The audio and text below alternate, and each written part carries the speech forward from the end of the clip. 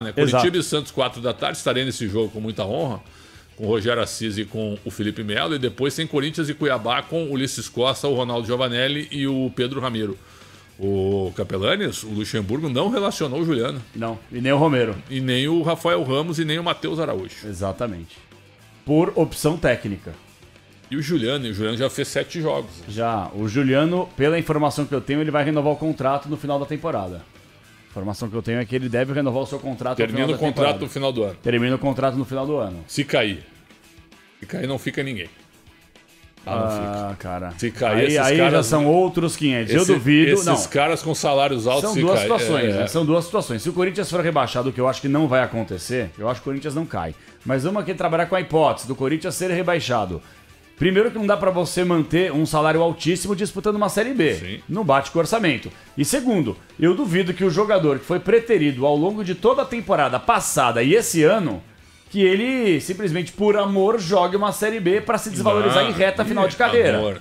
Você concorda? O que tu acha do amor do Jadson pelo Corinthians, né? Ou Mas do o Jadson Ramiro? tá correto. Não, mas eu estou ironizando. Ah, entendi. Quem pense que existe amor, não tem que existir amor. Não existe a profissionalismo. Isso, exatamente. Aí na hora de recolher o fundo de garantia, não recolhe. Aliás, quem é que cuida do financeiro lá? Ei, do RH do... Hoje é o Wesley Mello. Os caras não estão recolhendo fundo de garantia no Corinthians, cara. É o diretor financeiro do clube. E o que tem de jogador pedindo isso na justiça, né? Tem. E o Herói Vicente que deixou o Herói, cargo... eu te dei a informação sábado, né? Sim. Lá na Vila eu recebi a informação que o Herói estava fora. Mandei uma mensagem para ele perguntando, ele não quis me responder, pipocou em Herói. E agora saiu. Contraditória a posição dele total. Contraditória. Porque ele se alia a uns caras que ele era contrário e agora ele sai irritado com uma escolha que ele não gostou, né? Para a comissão eleitoral. É isso, né? A grande verdade, vamos falar aqui. Ele vai ser vice do Augusto Melo? Então, é isso que eu queria entrar no debate aqui. A situação política do Corinthians é uma coisa que nem Freud explica. Politicamente falando, futebol e política são dois meios imundos. E quando você mistura os dois, a política no futebol, então talvez seja nem o lixo, deve ser o chorume. O que acontece? Agora, o Corinthians... Olha só, o Duílio, na sua última entrevista coletiva, ele falou que ele prefere ser lembrado como um treinador que organizou a casa, que organizou as finanças, do que ser um presidente que conquistou títulos. Só que agora, veja só, 1 mês e meio depois, aproximadamente, ele se contradiz mais uma vez, porque agora vai abrir os cofres para tentar contratar o Rojas, para tentar contratar o Cuellar, para tentar contratar vários outros jogadores, e aí estoura o orçamento do clube, de um clube endividado com mais de 1 bi, fora a questão do estádio, e aí simplesmente pra quê? Pra terminar a temporada minimamente bem, pra que não perca votos na eleição. É assim que funciona, é o modus operandi do Corinthians / renovação e transparência, Quando o Duílio ganhou a eleição, qual foi a alcunha que eu coloquei pra ele, lembra ou não? O presidente mais incoerente do futebol brasileiro, eu lembro. Ele tá repleto de incoerências. Sim. Repleto. A cada entrevista dele, a cada determinação dele é uma incoerência gigantesca. É uma incoerência. Por quê? Porque eu já falei aqui, eu não estou falando do ser humano, profissional, eu estou falando do profissional do Ilho. A crítica é ao presidente, A crítica ao presidente, ao cargo. A crítica ao Alessandro. Gente, o Alessandro... O Duílio falou assim, aqui está um dos melhores executivos do país. Pelo amor de Deus, gente. Pelo amor de Deus, o torcedor não é idiota. Ele voltou atrás depois de ter chamado o Júnior Moraes, claro, porque não tem sentido. Ou você chama o cara daquela maneira com argumentos, que já é duro, já é forte. Sim. Porque é a mesma coisa que eu chegar aqui, tu é covarde e mentiroso, ô Capelanes. Ô Bruno, você é covarde e mau caráter. Eu chegar e dizer isso. Sim. Isso é terrível, cara. É verdade ou não é? Não tem personalidade. Não tem, sabe? Então, chegou publicamente e disse isso. Mas por quê, né? E o jogador tá em silêncio. Daqui a pouco vai acontecer alguma entrevista do Júnior Moraes. Eu sei que o Pedro Ramiro já falou com ele tá prometendo botar a boca. Porque o mundo hoje não adianta. O mundo é dos jogadores. Sim. Não adianta bater com eles. Se tu assina o teu contrato lá, certo? De 6 meses, de 1 ano, de 3 anos, de 5 anos... Tu vai ter que cumprir o que foi acertado. Porque se tu não cumprir o que foi acertado, eles levam tudo. Essa que é a realidade. A lei está ao lado deles. Tu concorda com a lei, Prédio? Não. Não. Eu sou um dos poucos que bate na lei. Um dos poucos. Eu conheço um monte de jornalistas. É assim que tem que ser mesmo. Não é assim. Não é assim. O clube sempre fica de mão abanando. Mas as gestões são ruins. Ué. Isso é uma outra coisa. Isso é outra coisa. O Luan senta no contrato. Não quer jogar. Não, mas a gente conseguiu um acerto teu com o Sport aqui. O Sport paga, tô dando exemplo, tá, Sport? Paga metade do salário. Não quero. Quero ganhar tudo. Certo? Ou não quero jogar. E tá certo isso. O jogador tá no direito dele. Mas tá certo isso no direito dele. Protege o jogador. No último ano, sim, tem que dar a prerrogativa do clube querer ficar com o cara ou não. E aí você faz um acerto e paga, certo? E acerta um valor ali médio de rescisão. Como era antes, né? Perfeito. Pra deixar bem claro. Perfeito. Hoje tem que pagar o contrato inteiro. Mas há alguma chance de voltar atrás? Por quê? Porque a classe boleira... Claro. Eles para fazerem protesto, colocar a mão na boca, coisas que eles nem sabem. Eles nem sabem o que é a Lei Geral do Esporte. Eles nem sabem, mas eles colocam a mão na boca e aí eles pagam como se eles soubessem. Se você perguntar para 90% ou até mais dos jogadores sobre que tipo de protesto que eles estão realizando, eles não vão saber responder. É uma grande piada. Uma outra questão que eu queria levantar aqui é a seguinte. O Júnior Moraes, vejam bem, tem muita gente que ouve o programa aqui que, não sei se por mau caratismo, ou por burrice, ou por falta de poderio intelectual, passa informação errada para pessoas que trabalham no Corinthians, tá? Eu já cansei aqui de dar opinião sobre algum assunto envolvendo o Corinthians e aí vierem me perguntar por que eu falei tal coisa, sendo que eu não falei. Aí eu perco um tempo desgraçado tendo que entrar no YouTube, recortar o que eu falei, mandar pras pessoas e aí as pessoas... poxa vida, realmente chegou a informação torta. Então eu vou dar informação reta. O Departamento de Comunicação do Corinthians, através do Flávio Ortega, do Olavo Guerra, da Jô e de outros profissionais, é muito bom. Eles são ótimos profissionais. Ótimos profissionais, que infelizmente ficam de mãos atadas porque muita coisa o clube não permite. Eu não tenho dúvida que se dependesse deles, a imprensa estaria direto por lá, a imprensa poderia fazer outras coisas, voltar a se reaproximar com dirigentes e jogadores, mas é uma questão do clube querer ou não querer, e o clube não quer. Por que eu tô fazendo todo esse preâmbulo para dar minha opinião aqui?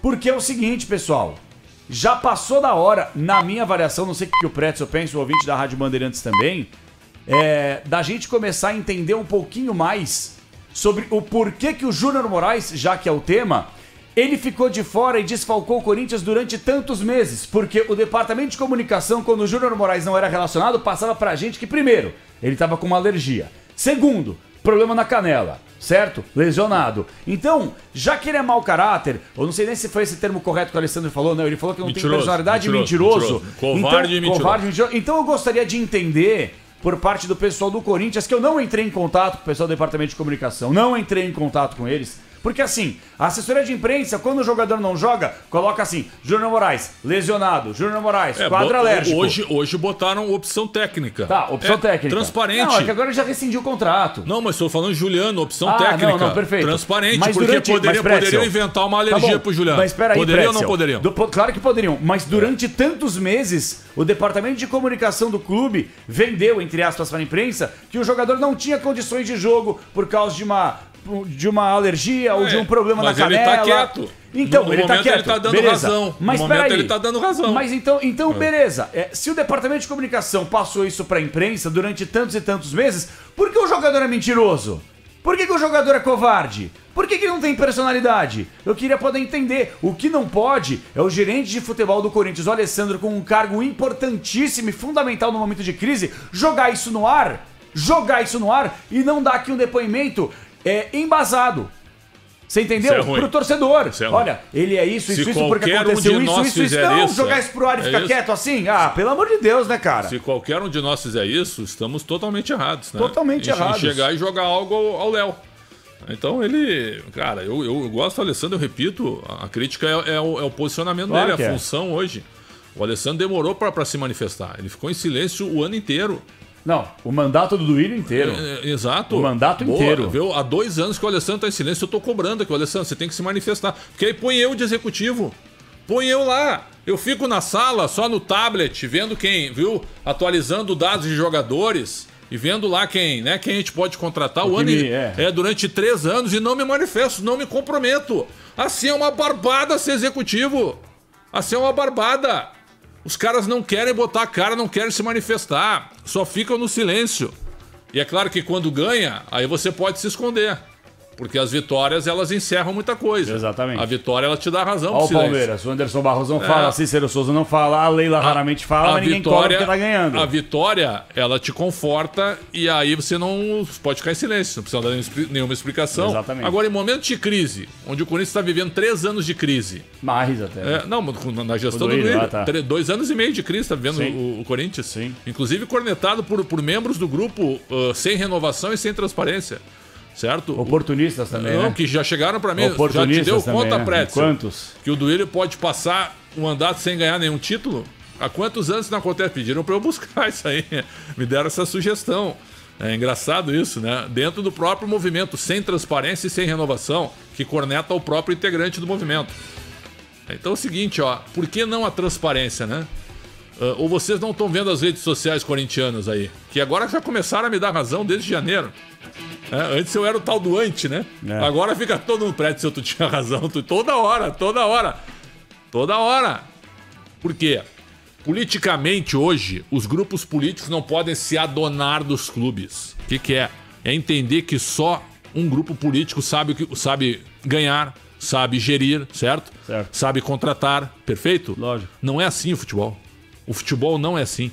Tem que haver renovação sempre de ideias, tem que haver renovação de tecnologia, tem que haver renovação de elenco, certo? Em todos os departamentos. Exato, tu sempre tem que botar alguma coisa nova. O futebol é assim, cara. É assim, não dá pra se acomodar nunca. O presidente Fábio Koff, o maior dirigente da história.